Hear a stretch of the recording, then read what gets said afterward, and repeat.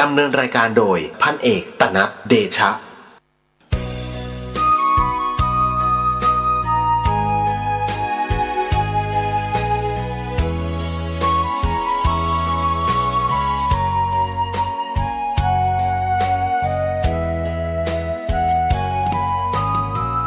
วัดเป็นบุญเขตวิเศษสถา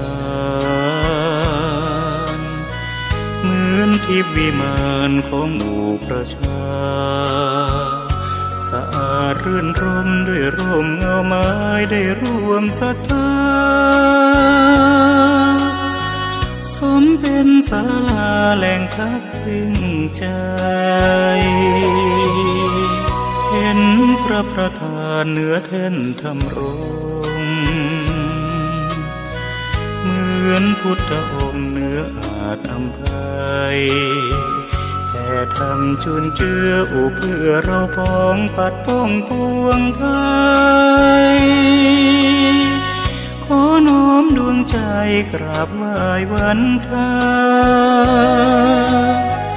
วัดเล็กหรือใหญ่นั้นไม่สำคัญวัดเท่าเทียมกันด้วยแรงพัฒนาพระทรงเคร่งครัดทำกิจวัตรทุกวันเวลามีจิตเมตตาต่อชาวสังคมระฆังกังวานขานเร่งศรัทธาคิดพัฒนาวัดให้เหมาะสม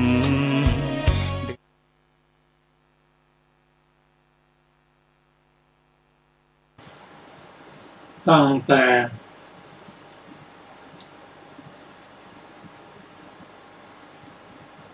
พระสูตรที่ชื่อว่าประธานสูตร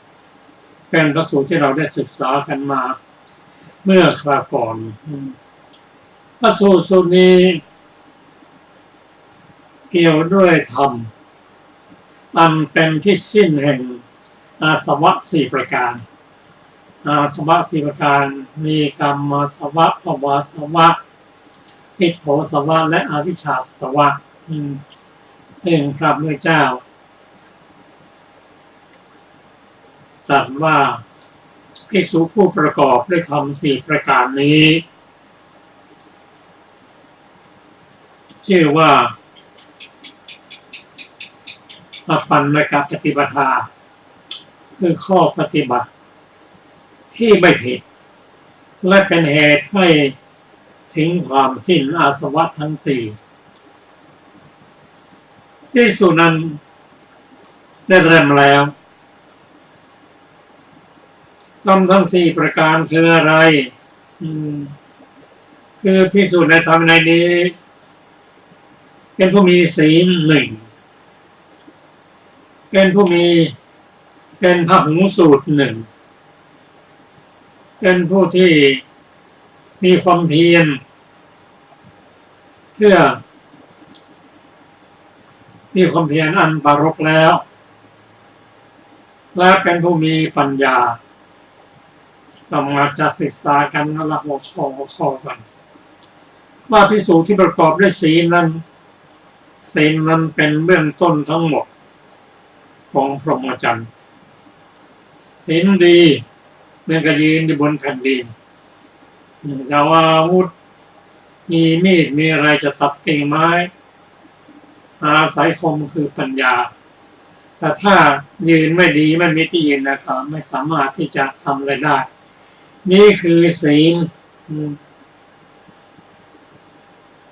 มีความ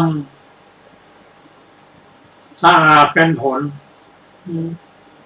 ศีลนี้เป็นที่ตั้งแห่ง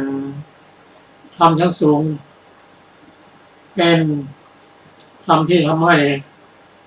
ไม่เกิดความเดือดร้อนใจมีความสะอาดเป็นผลมีฮิริโอตปะเป็นเหตุใกล้ภิกษุพูดถึงพร้อมด้วยศีลนั้นจริงเป็นผู้ที่ยืนอยู่บนแผ่นดิน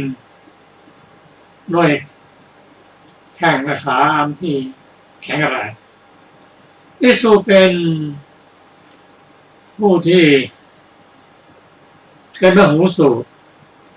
คือได้ศึกษาพระธรรมคำสอนและพระไตรปิฎกมาเป็นอย่างดีสามารถจะนำมาใช้ได้เมื่อต้องการเช่นโพธิปักขิยธรรม37เป็นต้นมีความรอบรู้เป็นมหูสูตรประการที่3นั้นภิกษุเป็นผู้มีความพยายามอะไรพยายามที่ป้องกันกิเลสไม่ให้มันเกิดขึ้นมีความพยายามที่จะละกิเลสที่เกิดขึ้นแล้วมีความพยายามที่จะสร้างบุญสร้างกุศลมีสติมีปัญญามีความพยายามเพื่อจะรักษา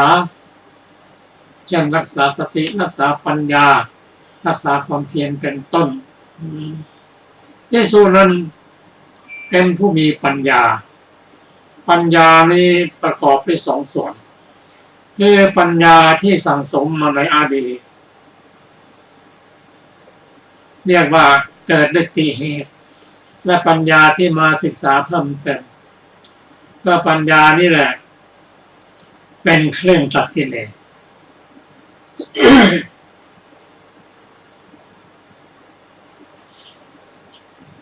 พระสูตรอื่นกล่าวว่าสติเป็นคันกั้นกิเลสแต่ตัวตัดกิเลสต้องปัญญาเราจะมาศึกษาการพระสูตรนี้ย่อมเป็นปัจจัยเกี่ยวเนื่องซึ่งกันและกันจะขาดสิ่งใดสิ่งหนึ่งกันไม่ได้ขาดศีลไม่ได้ขาดความรู้ขาดพระหูสูตรไม่ได้ขาดความเพียรก็ไม่สำเร็จโดยเฉพาะขาดปัญญาเพราะปัญญานั้นเป็นทั้งหมดทั้งสิ้นที่จะตัดกิเลสเรามาดูถึงปัจจัยที่เกี่ยวข้องที่จะทำให้การละกิเลสป้องกันกิเลสได้อย่างดีนั่นคือความพยายามและที่หมายถึงสัมมาประธานเป็นองค์แห่งการตรัสรู้ทีเดียวการที่จะเกิดการที่ทำให้เกิดการป้องกันนั่นก็ต้องอาศัยทำหลายอย่างตัวเจตสิกหลายตัวทีเดียวเช่นการจะป้องกันไม่ให้กิเลสเกิดขึ้นต้องใช้พยายามแต่จะทำงานนี้ได้ต้องมีความยินดีมีความพอใจในงานนี้ถ้ามีความยินดีมีความพอใจที่จะทำนี้ก็สามารถจะทำได้ถ้าความยินดีพอใจมีแล้วก็ต้องอาศัยความพยายามวิริยะอุตสาหะให้จิตใจมั่นคงประคองจิตไว้เพื่อจะป้องกันไม่ให้กิเลสเกิดขึ้น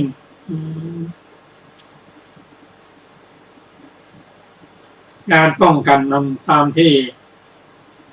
กล่าวไว้ในพระหูสูตรที่เรียนมานั้นก็คือศีลสังวรปฏิโมกข์สังวรก็อย่างเดียวกันสติสังวรและอินทรีย์สังวรเรียกว่าสติสังวรนะประการที่3นั้นญาณสังวรการป้องกันไม่ให้เกิดขึ้นใช้ปัญญาคนหลีกก็หลีกคนเล่นก็เล่นคนปล่อยคนวางอันไหนควรไม่ควรปัญญาในระดับนี้ จะใช้ติดต่อกันจนกระทั่งสำเร็จเป็นพระอรหันต์แล้วญาณสังวรก็ยังมีอยู่เช่นพระองค์ขณะดำเนินไปทางนี้ปรากฏว่ามีสัตว์ใหญ่ขวางกันอยู่ก็หลีกได้ก็หลีกไปเดินได้ก็เว้นไปเดินทางไปแล้วก็มีคนมาขวางเมาเหล้าเช่นพระสุปพุชฌะพระองค์ก็ไม่ไปเด็กเสียนี่เรียกว่าญาณสังวรวิริยะสังวรขันติสังวรขันตินั่นแต่แก่การทนร้อนทนหนาวทนด่าทุกสิ่งทุกอย่างอันนี้เป็นวิธีการที่ภิกษุท่านใช้ในการป้องกันกิเลสไม่ให้มันเกิดขึ้นแต่อย่างไรก็ตามกิเลสนั้นคือโลภะโทสะโมหะมาในรูปของอารมณ์ที่ดีน่ารักแต่ว่าแฝงไว้ซึ่งอันตรายถ้าสิ่งใดที่เกิดขึ้นแล้วเป็นสิทธิที่ควรจะได้รับก็รับไว้แต่ถ้าเกินกว่านั้นไปก็เป็นกิเลส เช่นภิกษุกำลังฉันอาหารนั้นเป็นหนึ่งร่างกายอยู่ได้ก็เพราะอาหารขาดอาหารก็ไม่สามารถบรรลุธรรมได้อาหารสมบูรณ์เวลาฉันท่านรู้แล้วว่าอันนี้คือมีทั้งคุณและโทษเพราะอาหารกับกิเลสนั้นก็เข้ากันมาท่านจึงพิจารณาอาหารเมื่อกิเลสเกิดขึ้นแล้วการจะประหารกิเลสนั้นก็จะต้องอาศัยธรรมก็คือฉันทะอาศัยความพยายามอาศัยจิตตั้งมั่นประคองจิตไว้เพื่อประหารกิเลสนั้นเพราะกิเลสนั้นสุขุมลุ่มลึกยากที่จะละได้พระผู้ที่ละได้นั้นก็คือพระอรหันต์เต็มคนเพราะฉะนั้นท่านจึงนำข้อนี้มาพิจารณาประหารกิเลสที่เกิดขึ้นแล้วนอกจากทำที่ใช้อุดหนุนแล้วต้องใช้วิธีการประหารต่างๆเช่นตถรรมคประหารนิคมนประหารสมุเฉทประหารปฏิปัสสติประหารและนิสสรประหารทำไปตามลำดับตถรรมคประหารกับพิจารณาด้วยปัญญาเป็นไปตามลำดับนี้ศีลก็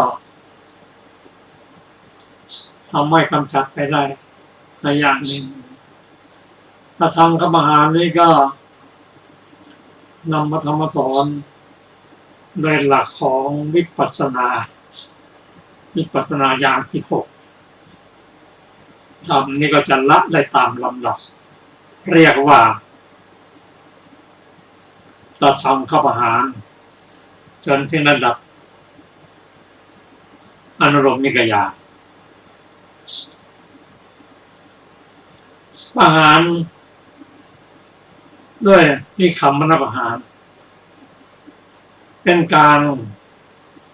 ประหารชั่วคราวของนิวรณ์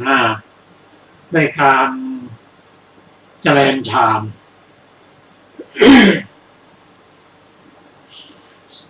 ถ้าได้ฌานถึงระดับ4จตุตฌานแล้วก็เป็นว่านิวรณ์5สงบนิ่งอันได้กามฉันทะ พยาปาทะกีนะมิทะอุทธัจจะกุกจะและวิกิจฉาในหัวหน้านี้เป็นกิเลสที่จะละได้จริงๆต้องพระหันต์บุคคลแต่บางอย่างก็เริ่มละได้ในระดับของอริยะเบื้องต้นมีพระโสดาบันก็ละสักกายทิฏฐิได้การละเป็นไปตามลำดับส่วนสมุจเฉทนั้นละด้วยการละเล่มมักเริ่มตั้งแต่โสดาปัตติมัคเป็นต้นปฏิปัสสธิปหารคือการตรัสรู้ส่วนนิสสรณปหารนั้นเป็นการละได้เด็ดขาดโดยเด็ดขาด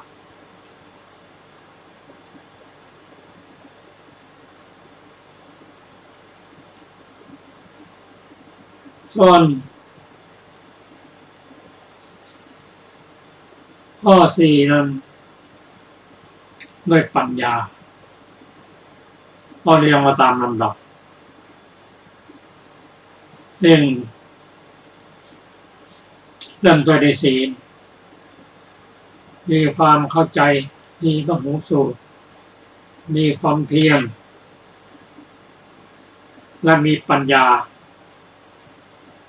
นี่ก็พัฒนาขึ้นไปตามลำดับผู้ได้ทุนมาแต่ชาติก่อนแล้วก็อบรมมาชาติก่อนเกิดได้ตีเหตุแล้วมามีโอกาสได้คบบัณฑิตฟังธรรมจากบัณฑิตถามปัญหาจากบัณฑิตมีความรู้ความใจเพิ่มขึ้นและมีข้อเป็นพลังแห่งปัญญาอันได้ขันธ์ยัตถธาตุออกมาศึกษาปัญญาก็จะเพิ่มพูนขึ้นเป็นปัญญาระดับโลกิยะสูงขึ้นไประดับโลกุตระเป็นต้นอันนี้พระองค์ตรัสว่าผู้ประกอบได้ทำ10ประการนี้เป็นผู้เริ่มด้วยการละกิเลสอาสวะทั้ง4ได้พระสูตรที่กล่าวนี้เราสามารถที่จะนำมาพิจารณาปฏิบัติได้ตามสมควรแก่สติปัญญาโอกาสต่อไปนี้ท่านจะได้ฟังพระสูตรก็ขอเชิญอาจารย์สุรภานำพระสูตรมาศึกษากันค่ะสวัสดีค่ะท่านผู้ฟังที่เคารพทุกท่าน วันนี้เราจะได้ศึกษาในพระสูตรต่อไปนะคะของ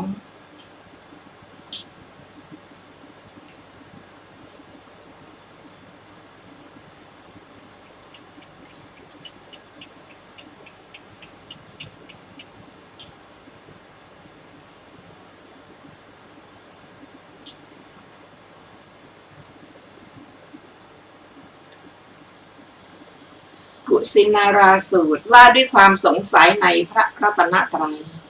สมัยหนึ่งพระผู้มีพระภาคเจ้าประทับในระหว่างต้นสาละคู่ตรงท่ามกลางวงโคกแห่งแถวต้นสาละในป่าไม้สาละของคณะเจ้ามันละกรุงกุสินาราคราวจะเสด็จปรินิพพานพระผู้มีพระภาคเจ้าตรัสเรียกภิกษุทั้งหลายในที่นั้นภิกษุทั้งหลายรับสนองพระพุทธดำรัสแล้วตรัสว่าดูก่อนภิกษุทั้งหลายความสงสัยหรือความเคลือบแคลงในพระพุทธเจ้าก็ดีในพระธรรมก็ดีในพระสงฆ์ก็ดีในมรรคก็ดีในปฏิปทาก็ดีจะพึงมีแก่ภิกษุสักรูปหนึ่งท่านทั้งหลายจงถามเถิดอย่าต้องมีความเสียใจในภายหลังว่าพระศาสดาเสด็จอยู่ต่อหน้าเรา เราไม่อาจกราบทูลถามในที่เฉพาะพระพักตร์ได้ดังนี้เลยเมื่อตรัสอย่างนี้แล้วภิกษุทั้งหลายเหล่านั้นก็นิ่งอยู่ตรัสอย่างนั้นอีก2 ครั้ง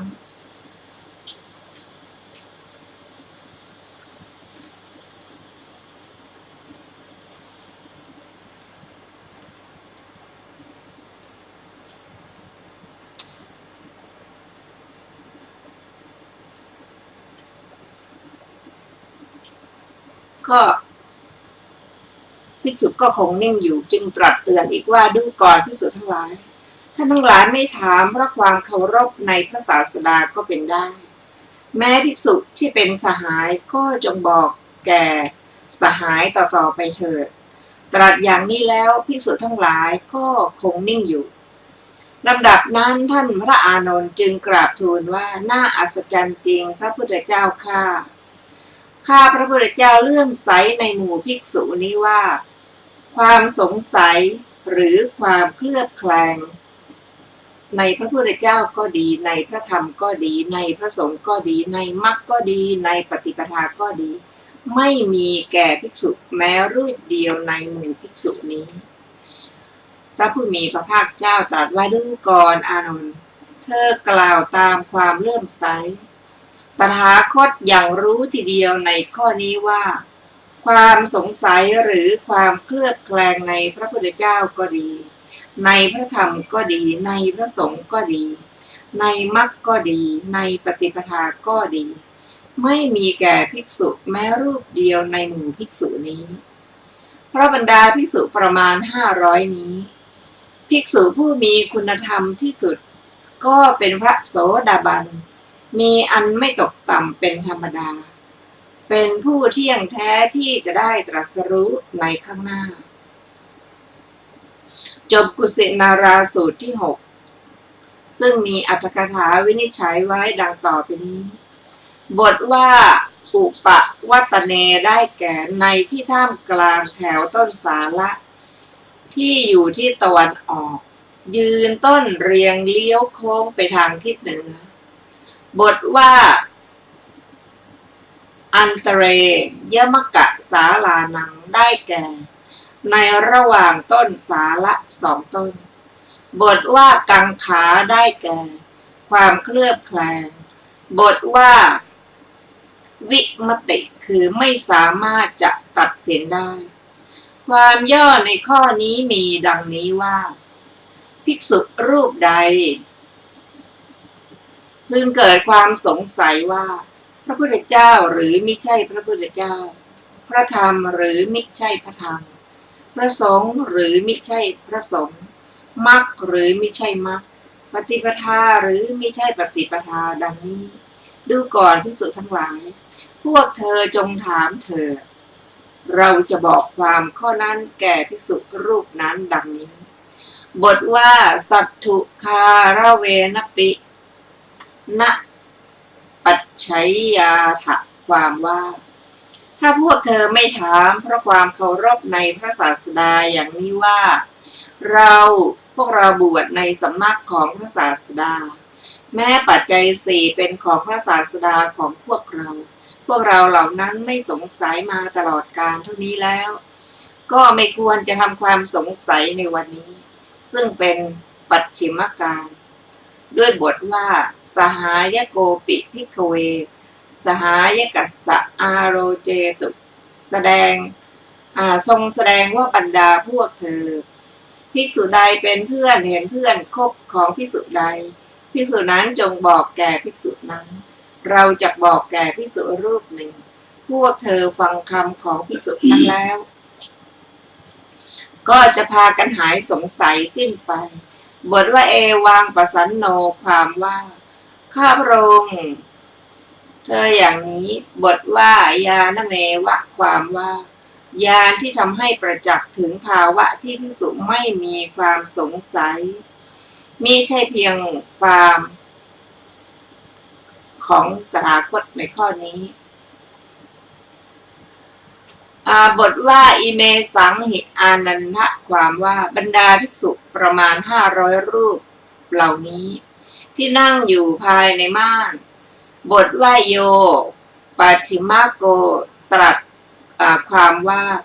ตรัสถึงพระอานนท์เถระซึ่งเป็นภิกษุผู้มีคุณต่ำที่สุดจบอรรถกถาของกุสินาราสูตรที่ 6ต่อไปเป็นสูตรที่ชื่อว่าอาจินไตยนะคะอาจินติตะสูตรว่าด้วยอาจินไตยสี่ดูก่อนภิกษุทั้งหลายอาจินไตยสี่อย่างนี้ไม่ควรคิดผู้ที่คิดก็จะพึงมีส่วนแห่งความเป็นบ้าได้รับความลำบากเปล่าอาจินไตยสี่คืออะไรบ้างหนึ่งพุทธวิสัยแห่งพระพุทธเจ้าทั้งหลายเป็นอาจินไตยไม่ควรคิดผู้ที่คิดก็จะพึงมีส่วนแห่งความเป็นบ้าได้รับความลำบากเปล่าสองฌานวิสัยแห่งผู้ได้ฌานเป็นอาจินไตยไม่ควรคิด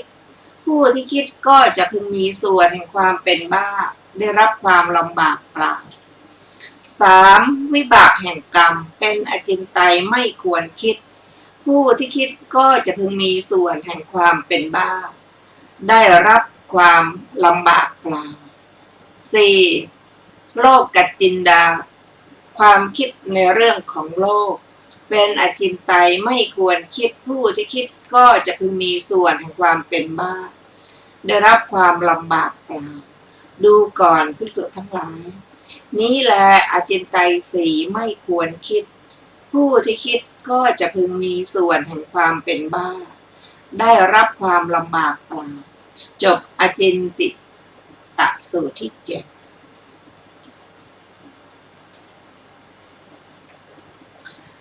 ซึ่งมีอัตถกถาวินิจฉัยดังต่อไปนี้บทว่าอาจินไตยานิได้แก่ไม่ควรคิดบทว่าณจินเตตพานิความว่าบุคคลไม่ควรคิดเพราะเป็นอจินไตยนั่นเองบทว่ายานิจินเตนโตคือคิดสิ่งที่ไม่มีเหตุเหล่าใดบทว่าอุมาทัสสะได้แก่ความเป็นคนบ้าบทว่าวิคาตัสสะคือเป็นทุกข์บทว่าพุทธวิสโยแปลว่าวิสัยของพระพุทธเจ้าทั้งหลายคือความเป็นไปและอานุภาพของพระพุทธคุณมีพระสัพพัญญุตญาณเป็นต้นบทว่าชานะวิสโยได้แก่ชานวิสัยในอภิญญาบทว่ากรรมวิปากโกได้แก่วิบากของกรรมมีกรรมที่จะพึงเสวยผลในปัจจุบันเป็นต้นบทว่าโลกจินตาความว่าโลกจินดาความคิดเรื่องโลกเช่นว่าใครเนาะสร้างดวงจันทร์และดวงอาทิตย์ใครสร้างแผ่นดินใหญ่ใครสร้างมหาสมุทรใครสร้างสัตว์ให้เกิดใครสร้างภูเขาใครสร้างต้นมะม่วงต้นตาลและต้นมะพร้าวเป็นต้นดังนี้จบอรรถกถาของจินติตะสูตรที่ 7ต่อไปเป็นสูตรที่ชื่อว่าทักขินาสูตรว่าด้วยทักขินาวิสุทธิ์4ประการ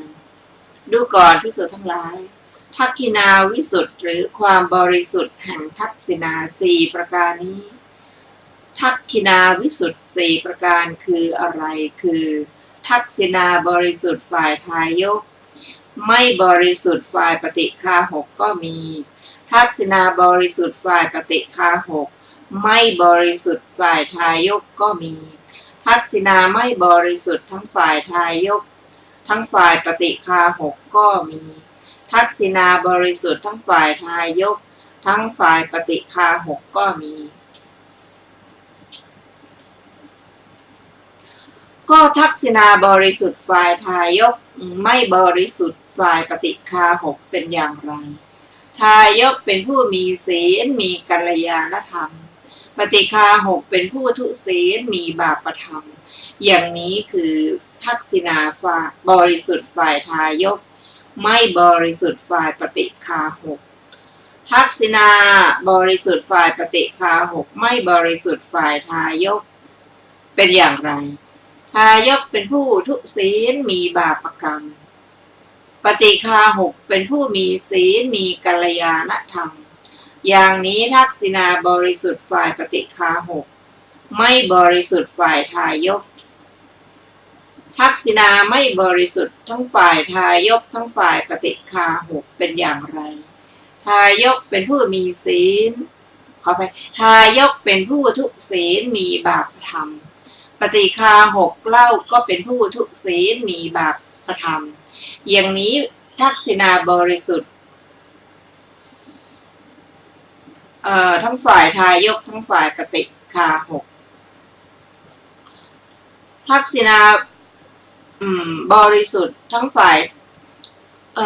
อันที่ผ่านมานี้น่าจะเป็นไม่บริสุทธิ์ทักษิณาบริสุทธิ์ทั้งฝ่ายทายกทั้งฝ่ายปฏิฆาหกเป็นอย่างไรทายกเป็นผู้มีกัลยาณธรรมแม้ปฏิฆาหกก็เป็นผู้มีศีลมีกัลยาณธรรมอย่างนี้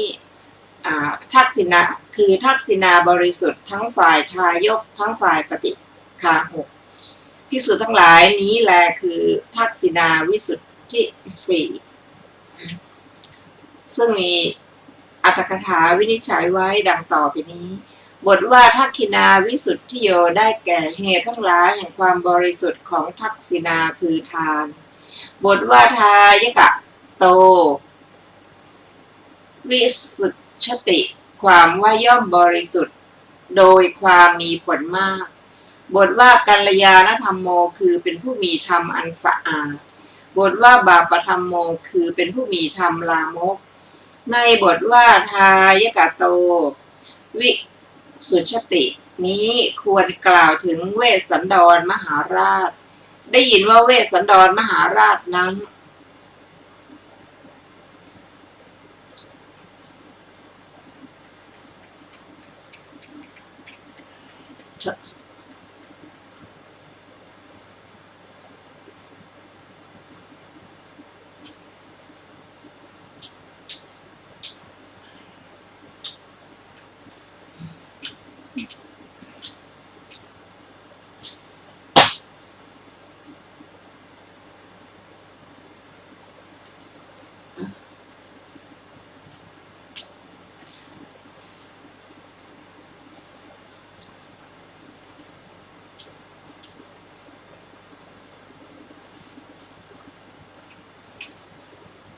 ให้ทายก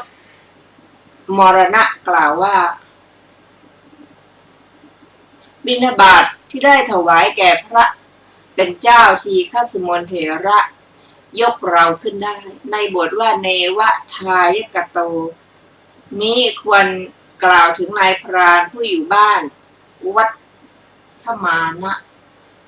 ได้ยินว่านายพรานนั้นเมื่อทำบุญอุทิศเพื่อคนที่ตายแล้วจึงได้ให้แก่ปฏิฆาหกผู้ทุศีลคนเดียว3 ครั้งในครั้งที่3อมนุษย์คือผู้ตายไปเกิดเป็นเปรตร้องว่าปฏิฆาหกทุศีลปล้นเราทั้งนี้ทักษิณาถึงผู้ตายนั้นในเวลาที่ทักษิณาอันเขาถวายแก่ภิกษุผู้มีศีลรูปหนึ่งแล้วในบทว่าทายกะโตเจวะปฏิฆาหกะโตจะวิสุทธินี้บัณฑิตควรกล่าวอสัทธิสถานแลจบอรรถกถาของทักขิณาสูตรที่8ต่อไปเป็นสูตรที่ชื่อว่าวินิชชสูตรว่าด้วยการค้าขายครั้งนั้นท่านพระสารีบุตรเข้าไปเฝ้าพระผู้มีพระภาคเจ้าได้ทูลถามว่าข้าแต่พระองค์ผู้เจริญอะไรหนอเป็นเหตุเป็นปัจจัยให้การค้าขายอย่างเดียวกันพ่อค้าบางคนประกอบแล้วขาดทุนบางคนประกอบแล้วได้กำไรไม่เท่าที่ประสงค์บางคนประกอบแล้วได้กำไรตามที่ประสงค์บางคนประกอบแล้วได้กำไรยิ่งกว่าที่ประสงค์พระผู้มีพระภาคเจ้าตรัสตอบว่าดูก่อนสารีบุตรบุคคลบางคนในโลกนี้เข้าไปหาสมณะก็ดีพราหมณ์ก็ดีปวารณาสมณะหรือพราหมณ์นั้นให้บอกขอปัจจัยได้บุคคลนั้นปวารณาด้วยปัจจัยใดไม่ให้ปัจจัยนั้นแก่สมณะพราหมณ์นั้นบุ บุคคลนั้นถ้าตายจากอัตภาพนั้นมาสู่อัตภาพนี้หากประกอบการค้าขายอันใดการค้าขายอันนั้นย่อมขาดทุนส่วนบุคคลบางคนเข้าไปหาสมณะก็ดีพราหมณ์ก็ดีปวารณาสมณะหรือพราหมณ์นั้นให้บอกขอปัจจัยได้บุคคลนั้นปวารณาด้วยปัจจัยใดให้ปัจจัยนั้นไม่เท่าที่สมณะพราหมณ์นั้นประสงค์บุคคลนั้นถ้าตายจากอัตภาพนั้นมาสู่อัตภาพนี้หากประกอบการค้าขายอันใดการค้าขายนั้นย่อมได้กำไรไม่เท่าที่ประสงค์ส่วนบุคคลบางคนเข้าไปหาสมณะก็ดีพราหมณ์ก็ดีปวารณาสมณะหรือพราหมณ์นั้นให้บอกขอปัจจัยได้บุคคลนั้นปวารณาด้วยปัจจัยใดให้ปัจจัยนั้นตามที่สมณะพราหมณ์นั้นประสงค์บุคคลนั้นถ้าตายจากอัตภาพนั้นมาสู่อัตภาพนี้หากประกอบการค้าอันใดการค้าอันนั้นย่อมได้กำไรตามที่ประสงค์ส่วนบุคคลบางคนเข้าไปหาสมณะก็ดีพราหมณ์ก็ดีปวารณาสมณะหรือพราหมณ์นั้นขอให้บอกขอปัจจัยได้บุคคลนั้นปวารณาด้วยปัจจัยใดให้ปัจจัยนั้นยิ่งกว่าที่สมณพราหมณ์นั้นประสงค์บุคคลนั้นถ้าตายจากอัตภาพนั้นมาสู่อัตภาพนี้หากประกอบการค้าอันใดการค้าอันนั้นย่อมได้กำไรยิ่งกว่าที่ประสงค์ดูก่อนสารีบุตรนี้แลเป็นเหตุเป็นปัจจัยให้การค้าขายอันเดียวกันพ่อค้าบางคนประกอบแล้วขาดทุนบางคนประกอบแล้วไม่ได้กำไรเท่าที่ประสงค์บางคนประกอบแล้วได้กำไรตามที่ประสงค์บางคนประกอบแล้วได้กำไรยิ่งกว่าที่ประสงค์จบวณิชชสูตรที่ 9ซึ่งมีอรรถกถาวินิจฉัยดังต่อไปนี้บทว่าตาทิสาวะความว่าการค้าขายเช่นเดียวกันนั้นคือคล้ายกันค่ะบทว่าเฉทคามินีโหติคือขาดทุนอธิบายว่าผลกำไรที่ปรารถนาสูญเสียหมดบทว่านะยะถาทิปายาโหติความว่าได้ผลกำไรไม่เท่าที่มุ่งหมายบทว่าปราทิปายาโหติความว่าได้ผลกำไรเกินคือเกินกว่าที่ตนประสงค์ในบทว่าสมนังวาพรามนังวานี้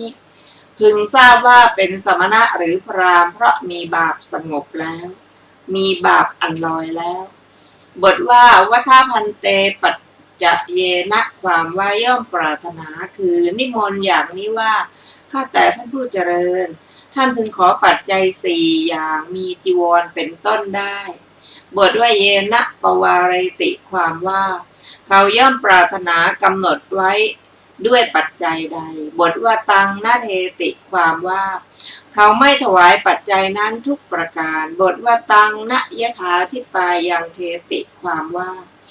เขายังไม่สามารถจะถวายปัจจัยนั้นตามที่สมณพราหมณ์นั้นประสงค์คือถวายลดน้อยลงบทว่ายถาทิปายังเทติความว่าสมณพราหมณ์นั้นย่อมปรารถนาปัจจัยเท่าใดเขาก็ถวายปัจจัยเท่านั้นบทว่าปราทิปายังเทติความว่าเขาปวารณาปัจจัยไว้น้อยแต่ถวายมากกว่าก็จบอรรถกถาของวณิชชสูตรที่ 9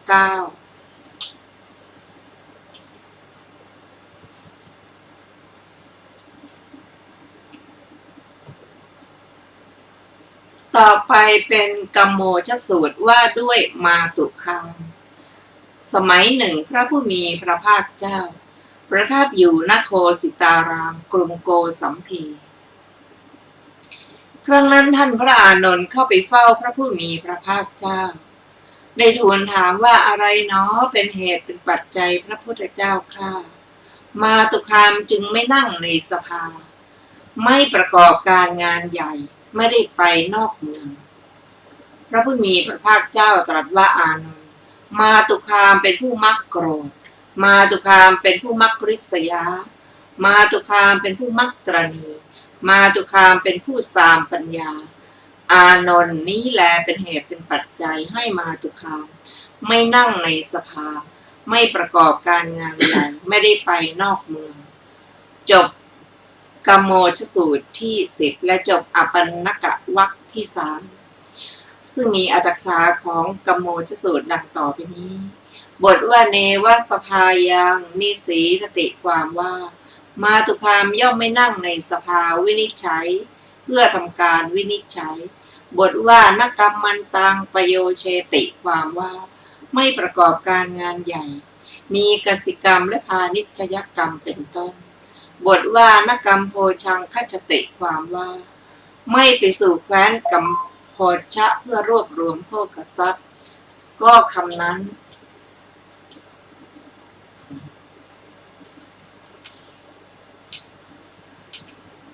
เป็นเพียงหัวข้อเท่านั้นอธิบายว่าไม่ไปภายนอกแว่นแคว้นแห่งใดแห่งหนึ่งในบทเป็นต้นว่าโกทโนความว่ามาตุคามถูกความโกรธกลุ่มรุมแล้วชื่อว่าไม่รู้จักประโยชน์มิใช่ประโยชน์เพราะความโกรธชื่อว่าไม่อดทนสมบัติคนอื่นเพราะมักริษยาชื่อว่าไม่สามารถจะให้ทรัพย์ไปทำกิจที่ควรทำได้เพราะมักตรณีชื่อว่าไม่สามารถจะจัดทำกิจที่ควรทำได้เพราะไม่มีปัญญาเพราะฉะนั้นมาตุคามจึงไม่ทำการนั่งในสภาเป็นต้นเหล่านี้แหละจบอัตถกถาของกมโมชสูตรที่10และจบอปันนกวรรควรรณนาที่3ซึ่งเราได้ศึกษารวมทั้งหมดด้วยกัน10สูตรคือปฐานสูตรทิฏฐิสูตรสัพปุริสสูตรปฐมอัคคสูตรทุติยอัคคสูตรกุสินาราสูตรอจินติตสูตรทักขินาสูตรวณิชสูตรและกรรมโมชสูตรพร้อมทั้งอัตถกถานะคะต่อไปเราจะได้ศึกษาในวรรคต่อไปชื่อว่ามัจจละวรรคที่4ซึ่งมีสูตรแรกชื่อว่าปานาติปาตะสูตร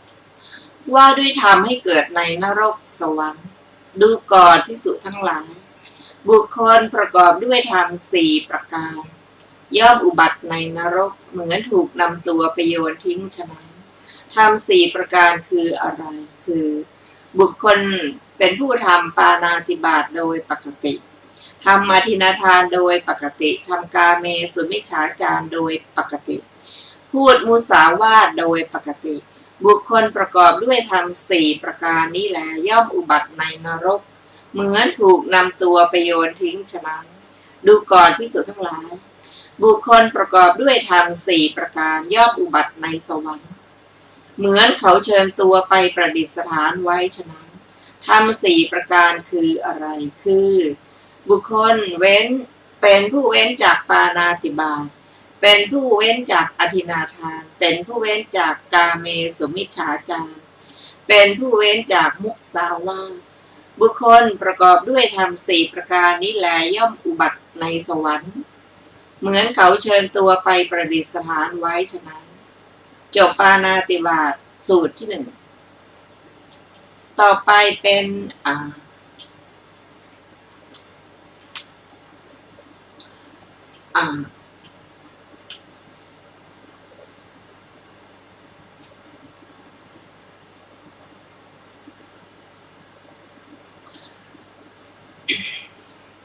สูตรชื่อว่าวัณณสูตรว่าด้วยธรรมทำให้เกิดในนรกสวรรค์ดูก่อนภิกษุทั้งหลายบุคคลประกอบด้วยธรรม4ประการย่อมอุบัติในนรกธรรม4ประการคืออะไรคือบุคคลไม่ใคร่ครวญไม่สอบสวนแล้วชมคนที่ควรติ1ติคนที่ควรชม1ปลูกความเลื่อมใสในฐานะอันไม่ควรเลื่อมใส1แสดงความไม่เลื่อมใสในฐานะอันควรเลื่อมใส1บุคคลประกอบด้วยธรรม4ประการนี้แลย่อมอุบัติในนรก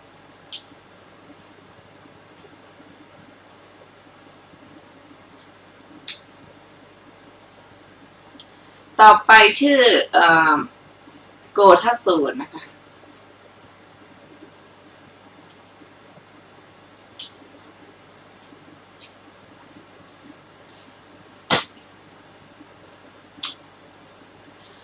ว่าด้วยธรรมทำให้เกิดในนรกสวรรค์ดูก่อนภิกษุทั้งหลาย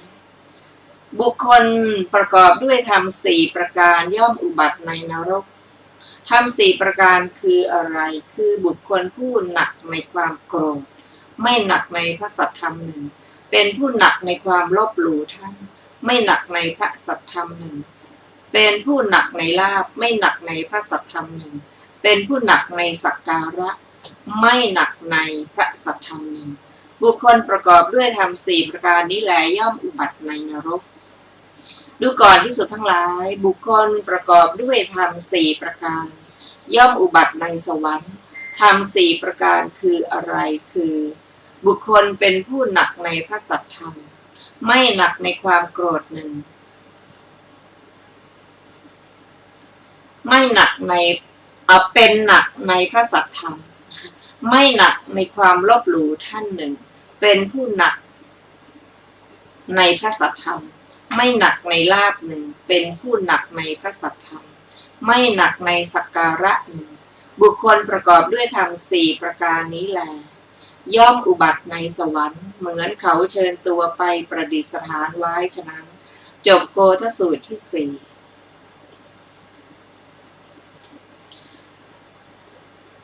ต่อไปเป็นตมะสูตรว่าด้วยบุคคลในโลก4จำพวก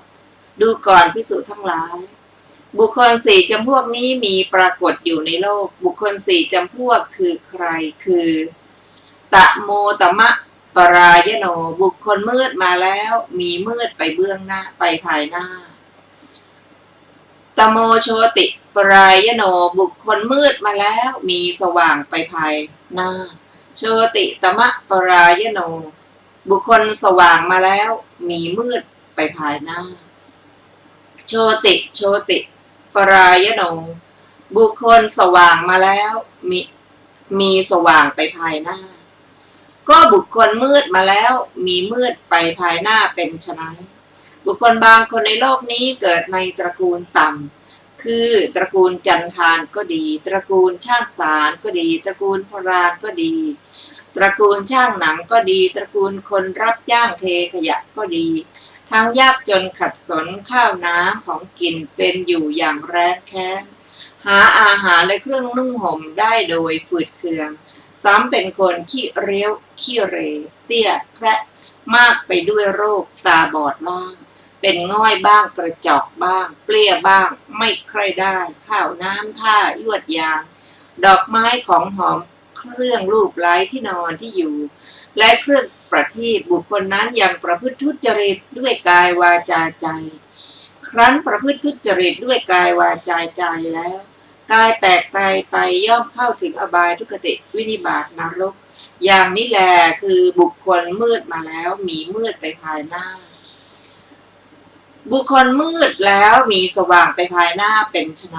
บุคคลบางคนในโลกนี้เกิดในตระกูลต่ำคือตระกูลจันทานก็ดีและอื่นๆที่นอนที่อยู่และเครื่องประทีปบุคคลนั้นประพฤติสุจริตด้วยกายวาจาใจครั้นประพฤติสุจริตด้วยกายวาจา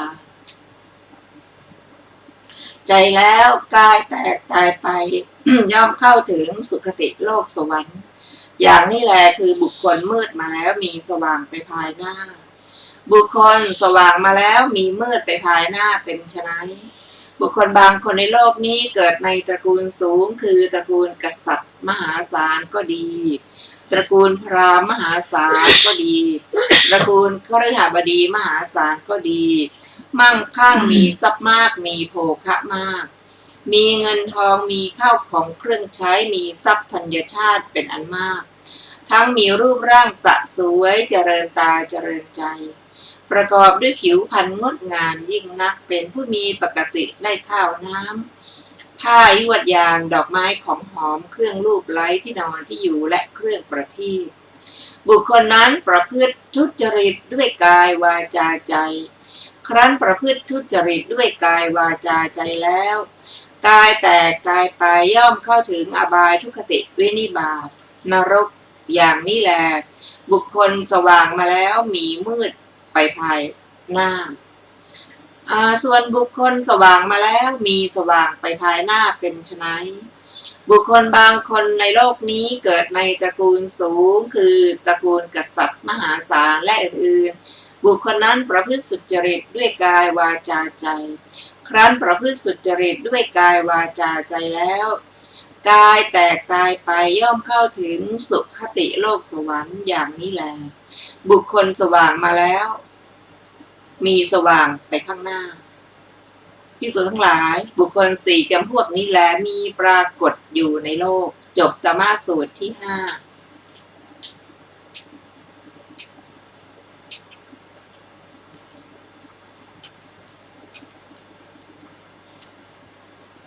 ซึ่งมีอัตถกถาดังต่อไปนี้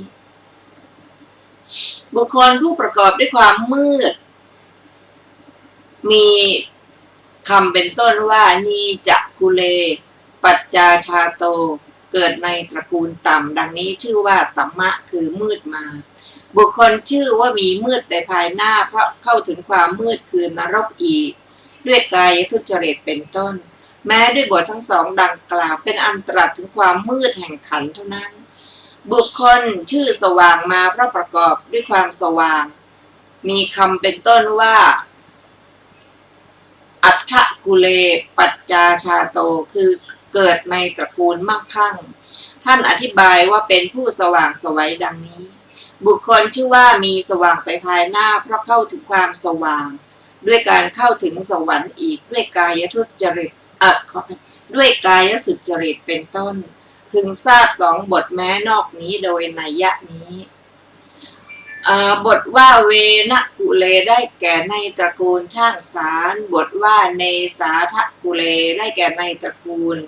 พรานล่าเนื้อเป็นต้นบทว่ารัฐการะกุเลได้แก่ในตระกูลช่างหนังบทว่าปุกุสะกุเลได้แก่ในตระกูลคนรับจ้างเทขยะพระผู้มีพระภาคเจ้าครั้นทรงแสดงตระกูลวิบัติด้วยเหตุประมาณเท่านี้แล้วเพราะเหตุที่บุคคลบางคนถึงจะเกิดในตระกูลคนรับจ้างเทขยะก็มั่งคั่งมีทรัพย์ได้แต่บุคคลผู้นี้หาได้เป็นฉะนั้นไม่ฉะนั้นบัดนี้เพื่อทรงแสดงโภควิบัติของบุคคลนั้นจึงตรัสว่าทลิเทเป็นต้นในบทเหล่านั้นบทว่าทลิเทได้แก่ประกอบด้วยความจนมีข้าวน้ำและของกินน้อยบทว่ากเสรวุติเกได้แก่เป็นอยู่ด้วยความทุกข์อธิบายว่าให้เขาถึงตระกูลที่คนทั้งหลายให้เขายินดีด้วยความพยายามบทว่ายัตถะกสิเรนะคาสัจฉาโทลพติความว่าเขาได้ข้าวต้มข้าวสวยและอาหารหรือเครื่องนุ่งห่มพอปิดอวัยวะด้วยความลำบากในตระกูลใดเพราะเหตุที่บุคคลแม้เกิดในตระกูลนี้เป็นผู้พร้อมด้วยอุปธิสมบัติตั้งอยู่ในความสำเร็จแห่งอัตภาพแต่บุคคลผู้นี้หาได้เป็นเช่นนั้นไม่ฉะนั้นบัดนี้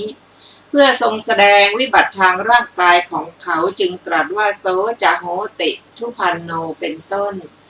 ในบทเหล่านั้นบทว่าทุพันโนความว่าเป็นผู้มีผิวดุจตอไฟไหม้เหมือนปีศาจคลุกฝุ่นบทว่าทุทัศสิโกความว่าแม้มารดาผู้บังเกิดเกล้าเห็นเข้าก็ไม่พอใจบทว่าโอโกติมะโกได้แก่เป็นคนเตี้ยบทว่ากาโนได้แก่ตาบอดข้างเดียวบ้างตาบอด2ข้างบ้างบทว่ากุมีได้แก่มีมือพิการข้างเดียวบ้างมีมือพิการ2ข้างบ้างบทว่าปักขะหโตได้แก่เป็นอัมพาตไปก่อนหน้านี้นะคะบทว่ากุนีได้แก่มีมือพิการข้างเดียวมีมือพิการทั้ง2ข้างบทว่าขันโชได้แก่มีขาขยเยกข้างเดียวบ้างมีขาขยเยกทั้ง2ข้างบ้างบทว่าปักขะหโตได้แก่เป็นอัมพาตไปแถบหนึ่งบทว่าปทีปยสะได้แก่เครื่องอุปกรณ์ของประทีปมีน้ำมันและตัวภาชนะเป็นต้นบทว่าเอวังโคภิกขเวนี้บุคคลคนหนึ่งยังไม่ทันเห็นแสงสว่างในภายนอก ตายในครรภ์ของมารดาแล้วบังเกิดในอบาย เวียนว่ายอยู่สิ้นทั้งกับแม้บุคคลนั้นก็ชื่อว่ามืดมาและมืดไปภายหน้า ก็เขาพึงเป็นบุคคลหลอกลวงท่านอธิบายว่า ด้วยว่าคนหลอกลวงได้รับผลสำเร็จเห็นปานนี้ดังนี้ ในบทเหล่านี้ทรงแสดงถึงการมาวิบัติและปัจจัยในปัจจุบันวิบัติ ด้วยบทว่านีเจกุเลเป็นต้น ทรงแสดงปัจจัยที่เป็นไปแล้ววิบัติด้วยบทนิลิเทเป็นต้น ทรงแสดงอุบายเลี้ยงชีพวิบัติด้วยบทว่ากะเสระวุติเกเป็นต้น ทรงแสดงอัตภาพวิบัติด้วยบทว่าทุพพันโนเป็นต้น ทรงแสดงเหตุแห่งทุกข์ที่มาประจวบเข้าด้วยบทว่าภาวาพาโทเป็นต้น ทรงแสดงเหตุแห่งสุขวิบัติและเครื่องอุปโภควิบัติด้วยบทว่าณลาภีเป็นต้น ทรงแสดงเหตุแห่งความเป็นผู้มืดไปภายหน้ามาประจวบเข้า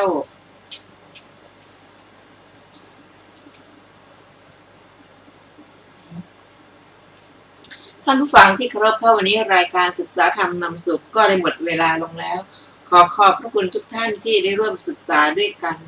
เราจะมาพบกันใหม่ในวัน